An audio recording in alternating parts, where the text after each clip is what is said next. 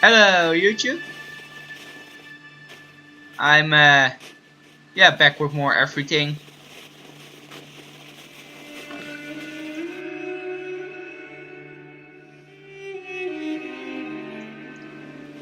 And yeah.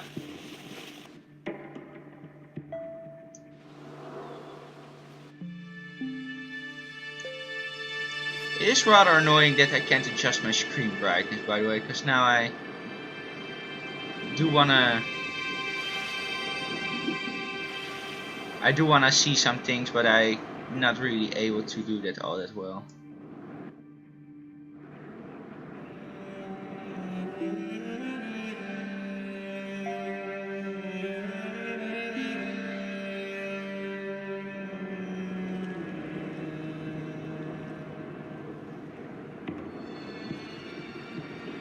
But yeah.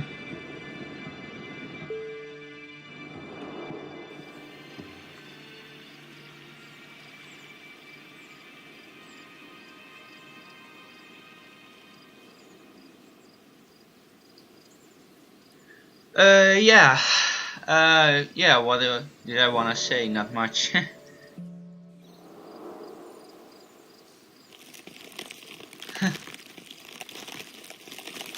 I'm not really good with words. Let's just keep it at that.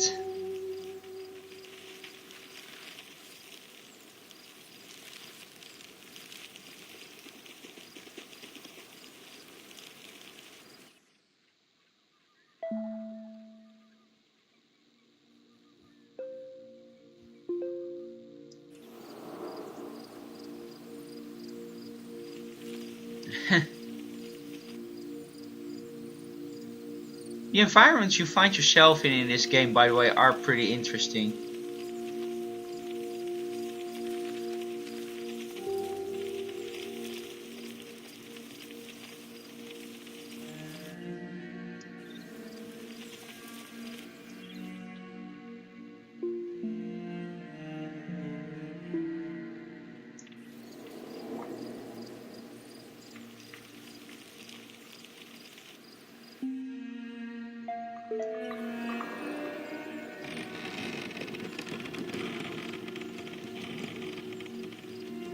And now I'm a Japanese temple.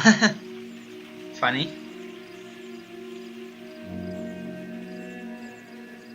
Yeah, Torii Gates. Part of a Japanese temple.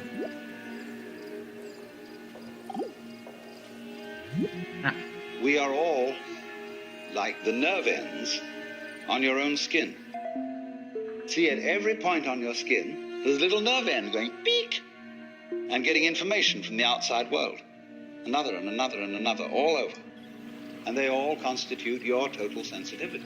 So in the same way, when all these people sitting around here, with their little eyes and little ears and things, they're going beep, and they're all really one common center, called I, which is looking at itself from ever so many different points of view. Only, we are so close to it, and we are so absorbed in the different ways each one of them is doing, that we neglect the community underneath. But we don't realize, you see, that just as we know how to do this, we know equally well how to turn the sun into light, how to blue the sky, how to blow the wind, how to wave the ocean, how to digest food, and I might add, to be digested and transformed, but the pattern keeps going, and it's always you. Only you see, you have this marvelous capacity to transform yourself without knowing that you're doing it. Therefore, you keep surprising yourself, and therefore you keep on doing it. Because if you didn't surprise yourself, you wouldn't go on doing it. It's just the very fact, you see, that you seem to be the victims of a thing you don't understand, and that you seem to conclude your life every time in a wipeout called death, where all your control goes, is just exactly that opposite condition to what you call being alive, that allows you to be alive.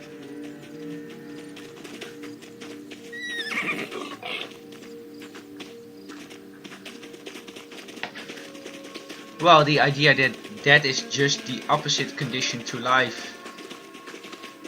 Technically correct, because that's just the whole idea of what death is.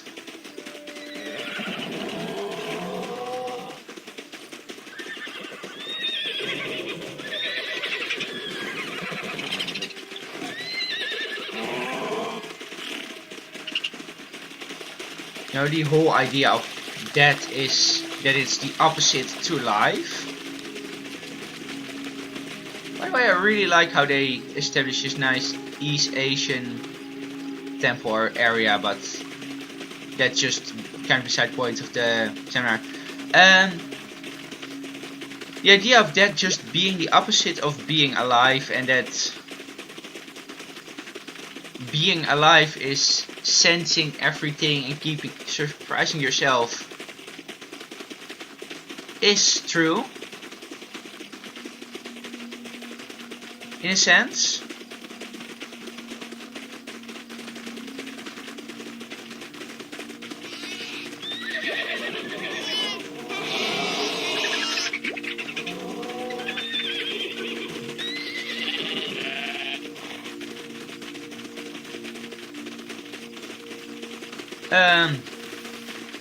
Yeah,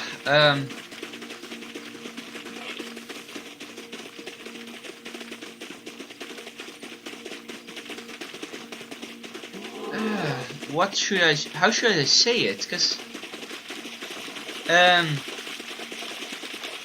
I feel it ties into a later speech that we're gonna get again about how uniqueness is only relative, because he's like, well, it's always you, and you forget that everyone else keeps surprising themselves with the same things, or at least keeps noticing the same things, because I'm not entirely convinced that it's necessarily a surprise, you know? I'm not convinced that at this point anyone is really surprised when they see that the sky is blue, that the sun gives off light, you know, that the world works the way it works.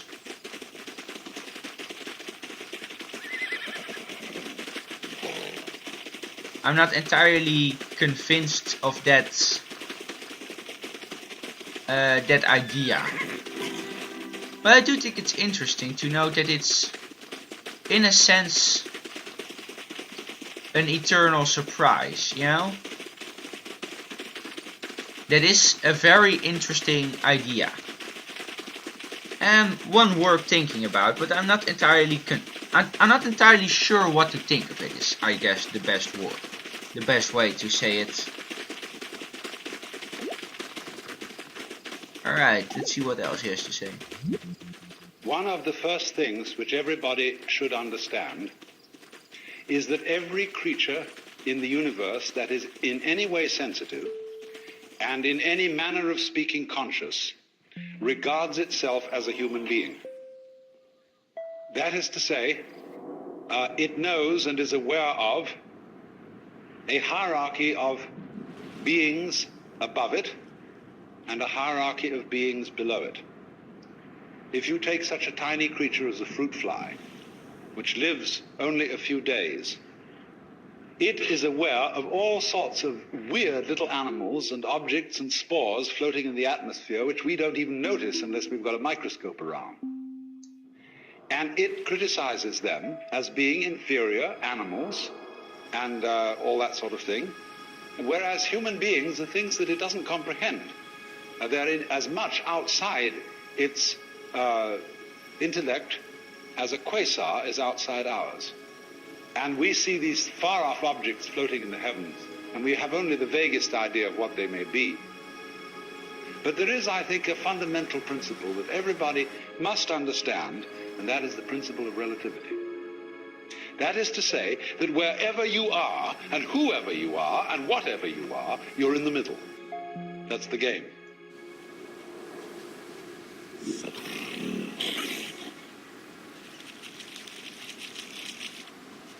Wherever you are, whatever you are, whoever you are, wherever you are, whatever you are, whoever you are, you are in the middle is, I think, a very interesting way of putting it.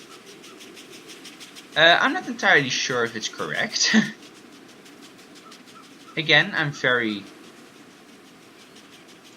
skeptical of this game.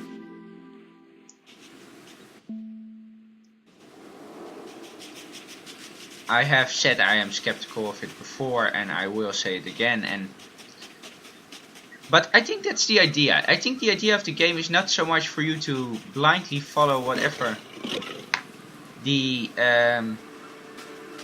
guy giving the seminars is saying. That would be a rather boring way of doing things.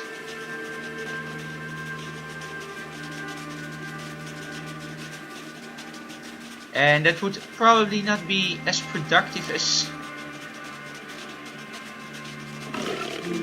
questioning yourself and questioning what the game has to say. I feel this game is more about questioning what you know and having you think about it and then reach a conclusion, than it is necessarily about having you just blindly follow whatever truth. Ooh! I'm now the entire safari park.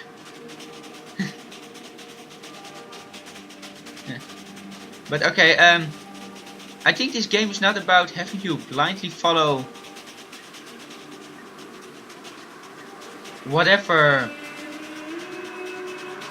truth whatever truth this game wants you to follow.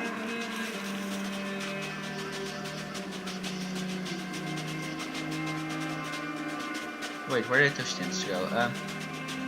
But I feel like it's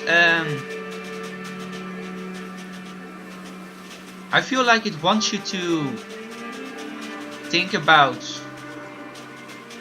what this guy has to say, but at the same time also think about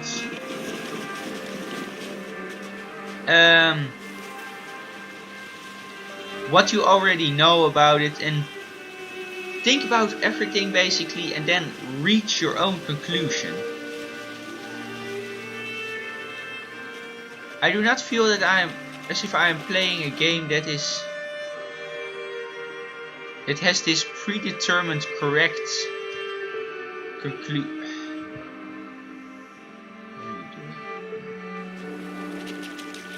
I do not feel that I am playing a game with a predetermined correct conclusion that I must follow.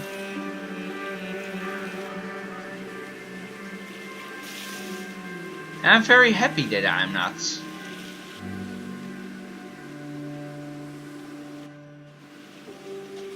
I don't think that would be as interesting as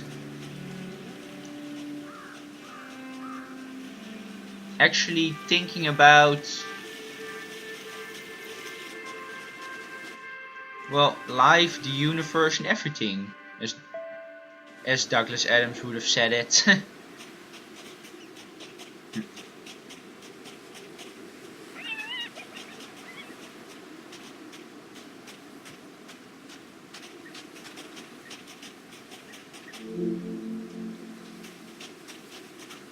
I'm a new. The one safari animal I still needed.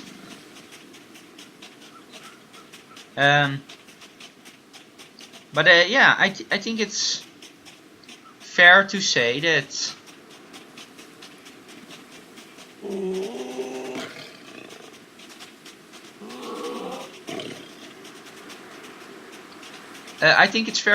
the game wants me to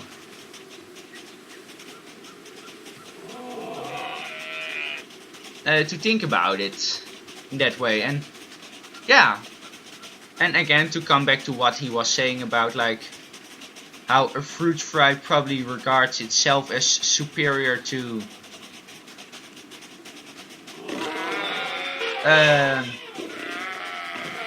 the you know, to the smaller things it encounters and cannot comprehend a human. I have mixed feelings about that. Because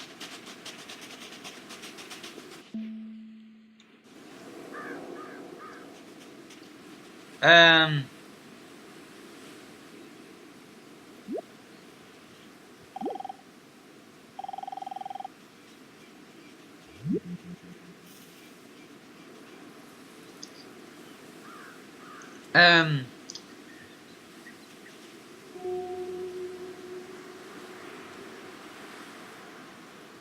um how shall I put it? Because I do not, it has not been proven that a fruit fly has the concept of self. Insects in general seem to have little more awareness of their environment than can I eat this or not, and can I mate with this or not? And even then they oftentimes have it wrong. And I know it's a little mean towards the insects, you know, because I'm sure there's plenty of insects that are a lot more interesting than that.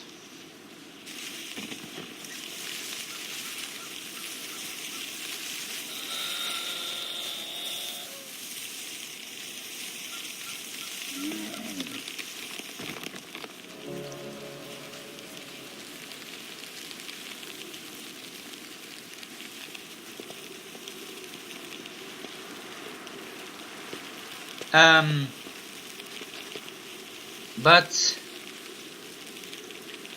at the same time, I do think it's an interesting concept. Like, what if there is something that is sapient, that would know about its surroundings, but that would be a lot smaller or a lot larger than a human? And yes, it would regard the smaller things as inferior and the larger things as superior, or not necessarily. I mean, I'm sure most humans wouldn't say that a giraffe or an elephant is superior to them.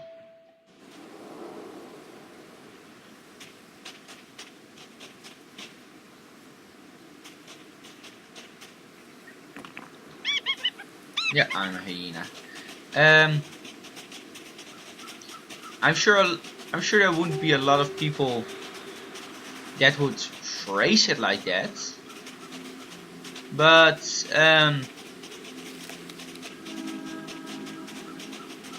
that would say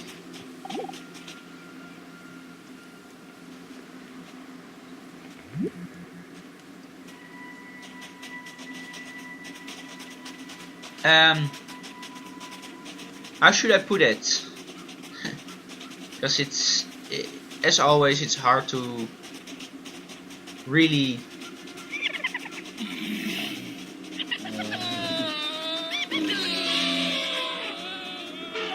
to really put your finger on it.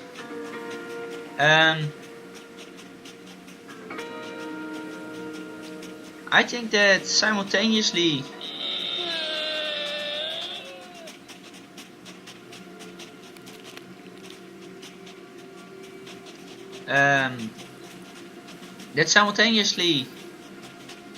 that would be true. That if we came across a species of intelligible bugs, we would say, well, how could they possibly be sentient? By the way, we have tested this with insects. You know, they really don't respond to many different stimuli. It doesn't seem as if they plan their actions ahead, I would say.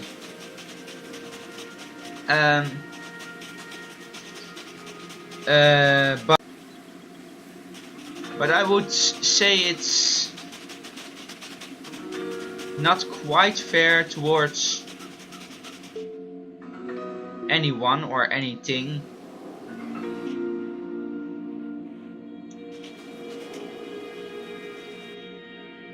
I don't think it's a fair thought to say that if we came across another intelligent species, especially one that would be around our size, that we would recognize it as being intelligible, you know?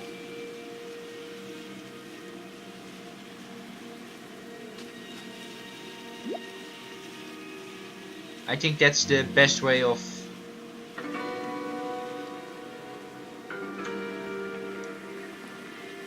putting it.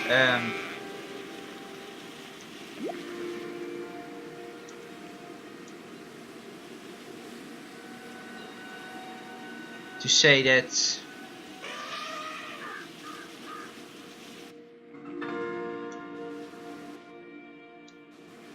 we humans are not and that therefore every, you know, if we came across something much larger, we would perhaps, yeah, see it as in the same way as we would stars. I mean, remember that the Greeks and the Romans thought the planets were gods traveling across the night sky, so there is some precedent for saying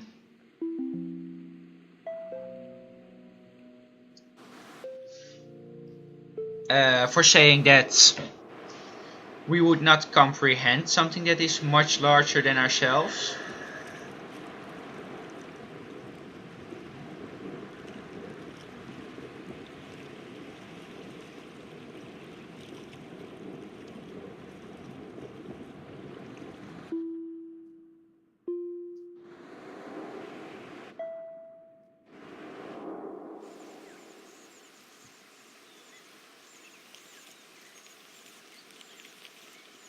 Um,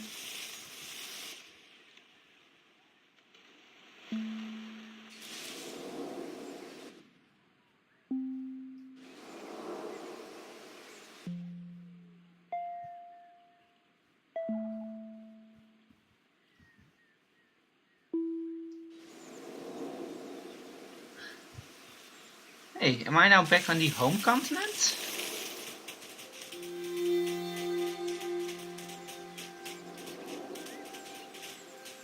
Yeah. Okay, this episode's gonna last a little longer. Or, no. I'm gonna go back to that later, but, yeah, for now I think it's, good to leave it at that. That's something that is much larger than that we would, yeah, say, if it's much larger, we would say it's incomprehensible, and if it's much smaller, we would perhaps not even look at it as if it's our equal. But yeah, that's gonna do it for this episode, and yeah, I shall see you later.